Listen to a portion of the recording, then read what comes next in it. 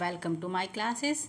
कैसे हैं आप सभी? आई होप आप सभी बच्चे अपनी एग्ज़ाम की प्रिपरेशन अच्छे से कर रहे होंगे, स्पेशली टीएसटी और पीएचडी के एग्ज़ाम जो कि अभी जल्दी ही आने वाले हैं। आज के सेशन में हम टाइप्स ऑफ मार्केट स्ट्रक्चर में सबसे पहले पढ़ेंगे परफेक्ट कंपटीशन मार्केट। ये हमारा टीएसटी और पीएचडी कॉमर्स सब्जेक्ट में दोनों में है, टीएसटी में भी है और पीएचडी में भी है। तो चलिए देखते हैं इस टॉपिक को। और इस टॉपिक में लगभग सारे एस्पेक्ट को कवर करने की कोशिश की गई है और इसके बाद हम इसी से रिलेटेड एमसीक्यू भी कराएंगे। तो चलिए स्टार्ट करते हैं आज का सेशन। मेन हेडिंग है टाइप्स ऑफ मार्केट स्ट्रक्चर। तो market structure refers to the nature of competition and the number of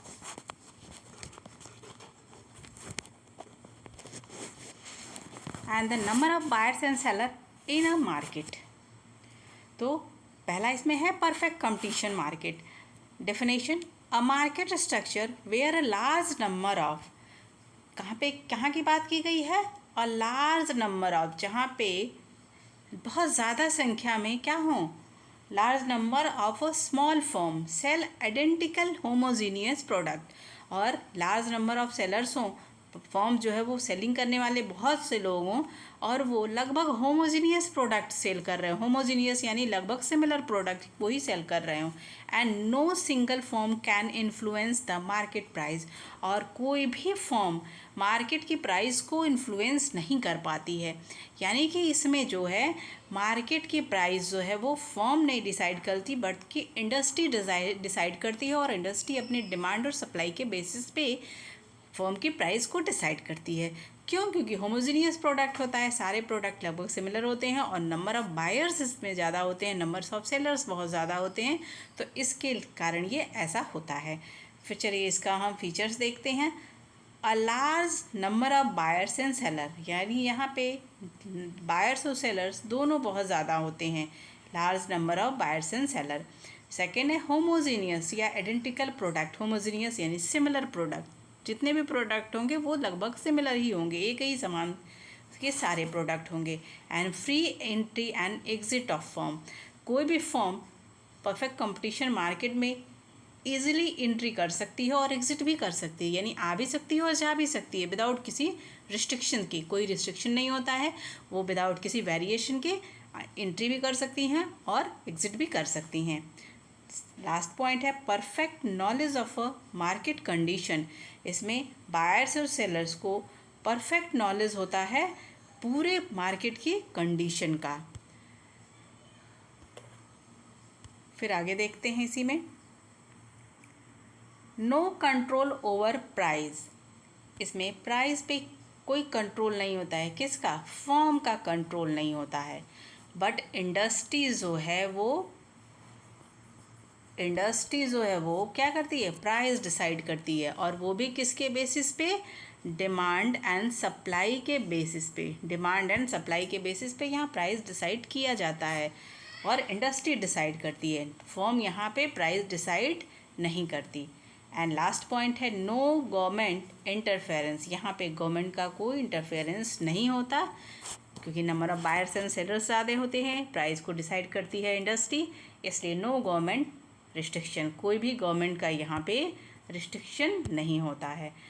फिर आगे देखते हैं एक्सप्लेनेशन में। For example agriculture product like wheat, rice, cotton in competitive local market, यानी कि कौन से मार्केट की बात कर रहे हैं? ये लोकल मार्केट की बात कर रहे हैं, जहाँ पे वीट बिकती हो, राइस बिकता हो, कॉटन बिकता हो। इस तरह के लोकल मार्केट क्या होते हैं? परफेक्ट कंपटीशन मार्केट कहे जाते हैं। फिर हम देखते हैं मार्केट इंडस्ट्री लेवल, क्योंकि प्राइस कौन डिसाइड करता है? प्राइस तो इंडस्ट्री लेवल पे डिसाइड होता है। तो ये किस बेसिस पे होता है? डिमांड एंड सप्लाई के बेसिस पे। जितनी डिमांड होगी उतनी उसी के बेसिस पे सप्लाई के थ्रू जो है प्राइस यहाँ पे डिसाइड होता है। डिमांड और सप्लाई जहाँ पे इक्विलिब्रियम पॉइंट पे जहाँ कट करते हैं वहीं पे हम इसके प्राइस को डिसाइड करते हैं। Curve intersect to give equilibrium price, यानी ये डिमांड और सप्लाई पे जहाँ पे भी प्राइस को कट करता है वहाँ पे ही हम प्राइस को डिसाइड करते हैं।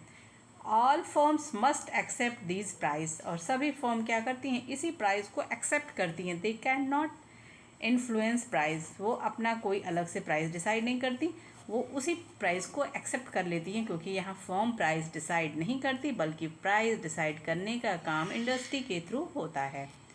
अब इंडिविजुअल फर्म की बात करते हैं। The firm face a horizontal या फिर कह सकते हैं इसको perfectly elastic demand curve at a price P. It can sell any quantity of at P but nothing at a higher price, यानी उसी क्वांटिटी पे, उसी प्राइस पे हम एक अपने प्रोडक्ट को सेल कर सकते हैं, खुद का कोई प्राइस डिसाइड नहीं करेंगे।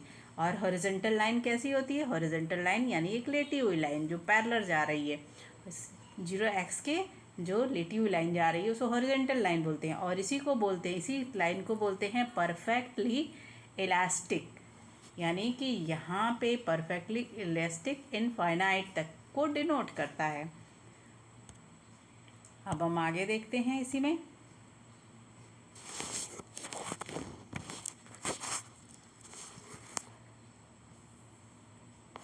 Individual firm label. The firm face a horizontal perfect elastic demand curve at a price. It can sell any quantity at a P but nothing at a higher price. Third point से हमें देखना था, the firms equilibrium is where marginal cost equal marginal revenue is equal to price. अब यहाँ पे हम ये देख रहे हैं कि यहाँ पे लिखा हुआ है द फर्म्स इक्वेरियम। फॉर्म कहाँ इक्विलिब्रियम की कंडीशन में होगी?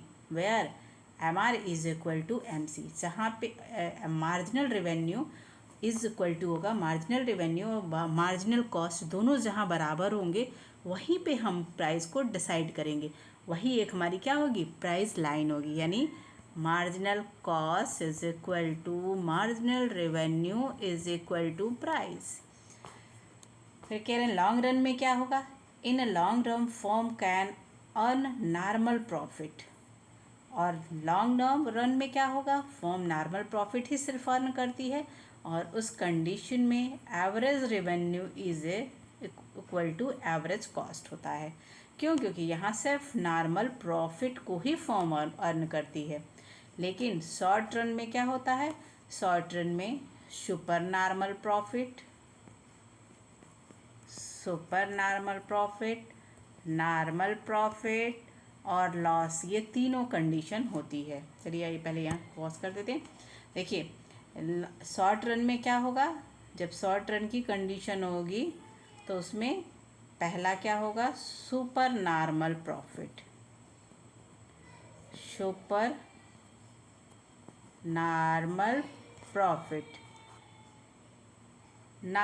प्रॉफिट और लॉस, ये तीनों कंडीशन होगी। कब? शॉर्ट रन में। शॉर्ट रन में लॉस भी होगा, नॉर्मल प्रॉफिट होगा और सुपर नॉर्मल प्रॉफिट होगा। बट लॉन्ग रन में क्या होगा? लॉन्ग रन में सिर्फ नॉर्मल प्रॉफिट होगा।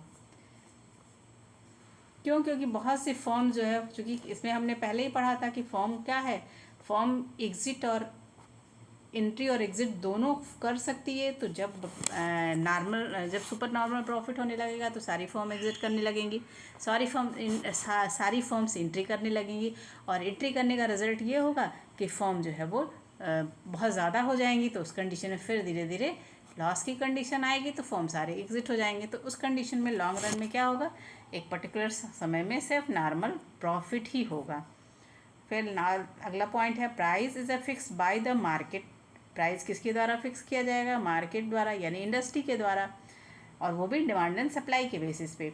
Individual firm only decide optimum level not price.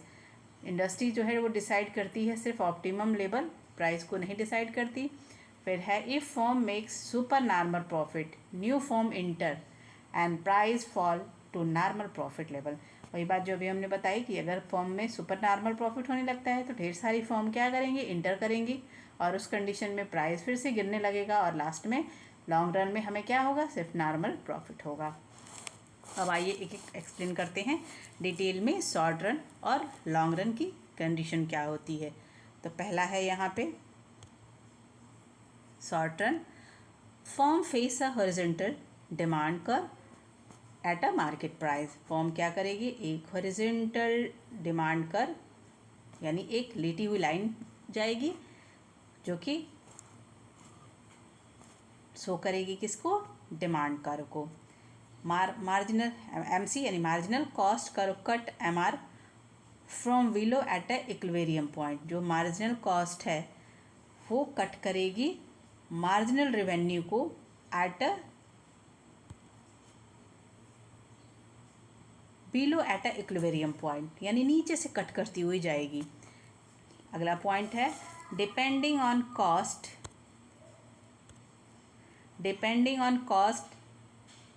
Of position. पहली कंडीशन यहाँ पे ये होगी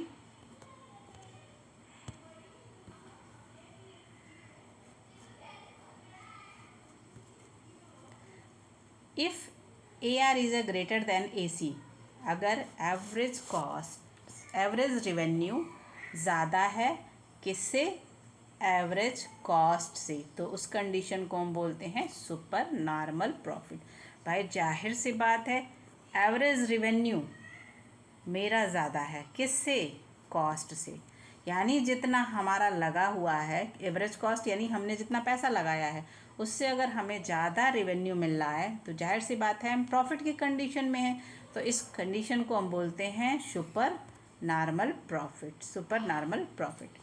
और यही कंडीशन अगर क्या हो गई, अगर AR is equal to AC यानी एवरेज रेवेन्यू एवरेज कॉस्ट क्या है, बिल्कुल इक्वल है, तो वो कंडीशन हमारी हो गई normal profit, no loss no profit वाली condition. And if AR is less than AC, यानी क्या हुआ, यहाँ हमारी कॉस्ट कम लग रही है, तो उस कंडीशन में भाई AC is a greater than, AC क्या है, ग्रेटर देन AR, यानी हमारी कॉस्ट यहाँ बहुत ज़्यादा लग रही है बट हमें रेवेन्यू कम मिल रहा है, तो ये कंडीशन किसकी होगी, ये कंडीशन जाहिर सी बात है लॉस की कंडीशन होगी। यानी बिजनेस में हम पैसा ज़्यादा लगा रहे हैं बट हमें मिल कम रहा है, तो उस कंडीशन को हम लॉस की कंडीशन कहते हैं। चलिए आइए यहाँ डायग्राम से देखते हैं।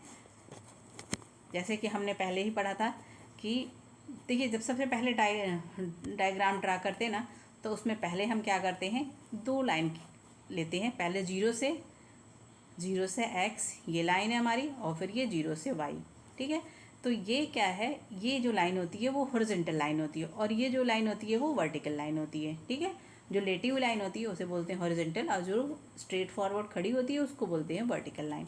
तो यहाँ पे क्या है कि देखिए आपने कहा था कि जो लाइन होगी डिमांड वाली वो क्या होगी, बिल्कुल एक हॉरिजॉन्टल लाइन होगी। तो ये है AR is equal to MR is equal to price. सबसे पहले ही हमने बताया था ना कि AR is equal to MR is equal to price, ठीक है।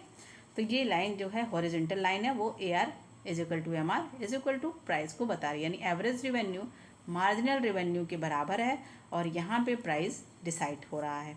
अब दूसरी टर्म्स एंड कंडीशन है अगर average revenue is a greater than average cost. तो पहली वाली कंडीशन में देखिए यहाँ पे सुपर नॉर्मल प्रॉफिट हो रहा है, तो चलिए इसको हम देखते हैं कि एवरेज रेवेन्यू हमारा ज़्यादा हो रहा है या नहीं हो रहा है। तो देखिए अब यहाँ पे एवरेज रेवेन्यू ये लाइन हमारी क्या है, एवरेज रेवेन्यू लाइन है, ठीक है। तो average revenue is a greater than average cost. देखिए एवरेज कॉस्ट वाली लाइन ये G पॉइंट पे एक दूसरे को कट कर रही है, ठीक है। तो यानी क्या हुआ, एवरेज रेवेन्यू हमारा यहाँ पे ज़्यादा है, एवरेज रेवेन्यू वाली लाइन ये है और एवरेज कॉस्ट वाली लाइन नीचे से जा रही है यानी ये कम है। तो ये हमारा प्रूफ हो रहा है कि average revenue is a greater than average cost. ये लाइन हमारी एवरेज रेवेन्यू वाली लाइन जो है वो ज़्यादा है किसके कंपैरिजन में, एवरेज कॉस्ट की कंडीशन में। तो यहाँ पे क्या हुआ, super normal profit. Second condition में नॉर्मल प्रॉफिट कब होगा, जहाँ पे एवरेज रेवेन्यू और एवरेज कॉस्ट इक्वल हो जाए।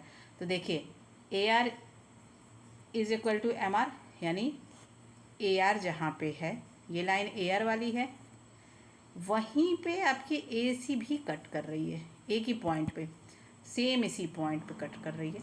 इसका मतलब क्या हुआ, यानी यहाँ पे नॉर्मल प्रॉफिट हो रहा है। ये कौन सी पॉइंट है, ये नॉर्मल प्रॉफिट की पॉइंट है। तीसरी कंडीशन है, if average revenue is greater than, average revenue is less then average cost. Third condition, average revenue is less then average cost. तो देखिए ये लाइन है आपकी एवरेज रिवेन्यू की, ये कम है किससे, एवरेज कॉस्ट से। एवरेज कॉस्ट जो है एकदम ऊपर की तरफ है, तो यानी कि क्या हुआ, यहाँ हमें लॉस हो रहा है कितना, डी पॉइंट से जो ई पॉइंट तक का लॉस है, ये हमारा क्या है, लॉस है। तो यहाँ पे जब शॉर्ट टर्म होगा तो यहाँ पे 3 कंडीशन क्रिएट होती है। पहला है super normal profit, normal profit, और थर्ड है लॉस। ये कंडीशन होती है, जो तीनों कंडीशन क्रिएट होती है वो शॉर्ट रन में होती है, बट लॉन्ग रन में क्या होता है, सिर्फ नॉर्मल प्रॉफिट होता है। तो आइए इसको भी देखते हैं। पहले हम इसको देख लेते हैं कि हमने एक बार एक पॉइंट ये भी कहा था कि प्राइस कहाँ डिसाइड होगी।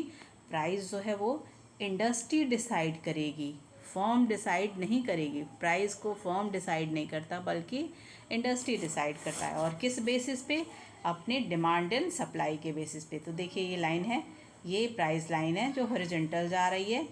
एक लाइन यहाँ पे डिमांड की है और एक लाइन यहाँ सप्लाई की है। तो जो डिमांड सप्लाई का जो इक्विलिब्रियम पॉइंट होता है, यहीं पे इंडस्ट्री की प्राइस डिसाइड होती है। और देखिए यही लाइन जा रही है सीधी जाके यहाँ पे मिल जाएगी जहाँ पे फॉर्म है। तो इसी प्राइस को ये फॉलो करते हुए चलते हैं। तो इसीलिए कहा गया है कि इंडस्ट्री प्राइस डिसाइड करती है, फॉर्म प्राइस डिसाइड नहीं करती है। तो जो फॉर्म प्राइस जो है इंडस्ट्री जो डिसाइड कर देती है, उसी को ये क्या करते हैं, फॉलो करते हैं, फॉलो करते हुए चलते हैं। चलिए अब देखते हैं हम लॉन्ग रन में perfect competition in the long run. Long run में हमने पढ़ा था क्या, कि जहाँ पे सिर्फ नॉर्मल प्रॉफिट हो। और नॉर्मल प्रॉफिट कब होगा, जब M R, normal profit M R is equal to A R is equal to A C, यानी सारे पॉइंट्स एक ही जगह हों। तो देखिए ये एक लाइन जा रही है जहाँ पे M R is equal to A R, और यहीं पे मिल रहा है एवरेज कॉस्ट। तो इसलिए क्या है, ये लाइन बोलते हैं हम कि लॉन्ग रन में, परफेक्ट कंपटीशन के लॉन्ग रन में नॉर्मल प्रॉफिट होता है। कौन सी कंडीशन होगी, सिर्फ एक नॉर्मल प्रॉफिट होगी एक पर्टिकुलर पॉइंट पे, और यहाँ पे ही फर्म प्राइस को डिसाइड करेगी। और एक पॉइंट ये भी देखते हैं, जो एमसी कर्व है वो काटते हुए जाती है, कहाँ से, बिलो, नीचे से काटती हुई जाती है। लॉन्ग रन को थोड़ा सा और एक्सप्लेन कर लेते हैं। In a long run if firm makes super normal profit, अगर लॉन्ग रन में सुपर नॉर्मल प्रॉफिट होगा, new firm enter, supply rises and price fall. If firm make losses, some exit, supply fall, price rises, and finally all firm earn normal profit. वही हमने बात कही कि long run में क्या होगा, फर्म तो आएंगी बट लॉन्ग रन में अगर देखा जाए लास्ट में सिर्फ नॉर्मल प्रॉफिट ही बचेगा। और इसका पॉइंट क्या होगा, P is equal to M R is equal to M C is equal to A C, minimum point of A C, और no incentive to enter or exit, कोई यहाँ इंटर और exit का चांस नहीं रहता है। तो आज की क्लास में हमने परफेक्ट कंपटीशन को डिटेल में देखा है, इसको आप रिवाइज करिएगा। अभी अगले सेशन में, अगली क्लास में हम इसी पर्टिकुलर टॉपिक का कम से कम 50 क्वेश्चन का MCQ कराएंगे। तो फिर वहाँ बने रहिए हमारी क्लास में। चलिए, थैंक यू।